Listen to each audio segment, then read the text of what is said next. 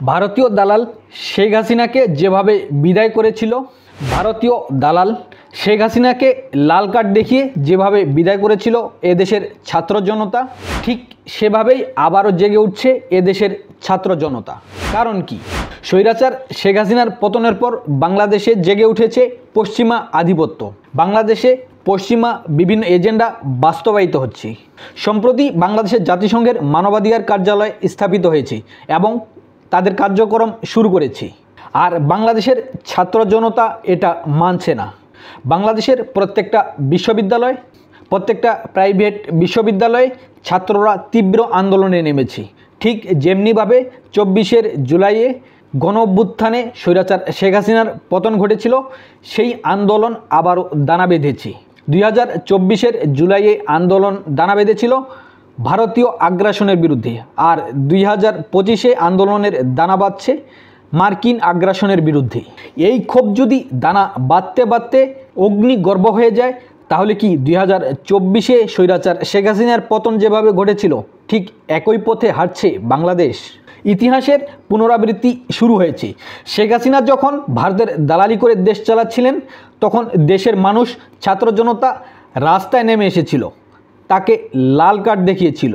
স্বৈরাচার শেখ হাসিনা এমনভাবে দেশ চালাচ্ছিল যাতে দেশের মানুষ মুখ খুলতে না পারে। সে গুম, হত্যা থেকে শুরু করে কোনো কিছু বাদ রাখেনি দেশের মানুষকে দমিয়ে রাখার জন্য। কিন্তু তারপরেও দেশের মানুষ রাস্তায় নেমে এসেছিল এবং তার পতন ঘটেছিল। ছাত্র জনতার জাগরণেই স্বৈরাচার হাসিনার পতনের ভিত্তি করে দেয়। এই তরুণরাই স্বৈরাচার শেখ হাসিনার বিরুদ্ধে সোচ্চার হয়েছিল। সেই আন্দোলনের ফসল আজকের অন্তর্বর্তীকালীন সরকার। কিন্তু এখন প্রশ্ন হলো, এই সরকার কি সত্যিই জনগণের সরকার? নতুন সরকার কিন্তু চরিত্রপূর্ণ। আজ সেই অন্তর্বর্তীকালীন সরকার যারা ক্ষমতায় এসেছে ছাত্র জনতার আন্দোলনে, তারাও হাসিনার পথে হাঁটছে। বাংলাদেশের মানুষের কোনো মতামত নেওয়া হচ্ছে না। বাংলাদেশের মানুষের মতামত না নিয়েই বাংলাদেশের উপর পশ্চিমা বিভিন্ন অপসংস্কৃতি চাপিয়ে দেওয়া হচ্ছে। বাংলাদেশে সমকামিতা, ট্রান্সজেন্ডার, নারীবাদ, পতিতাবৃত্তিকে বৈধতা দেওয়া, এসব অপসংস্কৃতি, এসব এজেন্ডা বাংলাদেশের উপর চাপিয়ে দেওয়া হচ্ছে। অন্যদিকে বাংলাদেশে জাতিসংঘের মানবাধিকার কার্যালয় স্থাপিত হয়েছে, আর এর বিরুদ্ধে বাংলাদেশের মানুষের মনে তীব্র ক্ষোভের সঞ্চার হয়েছে।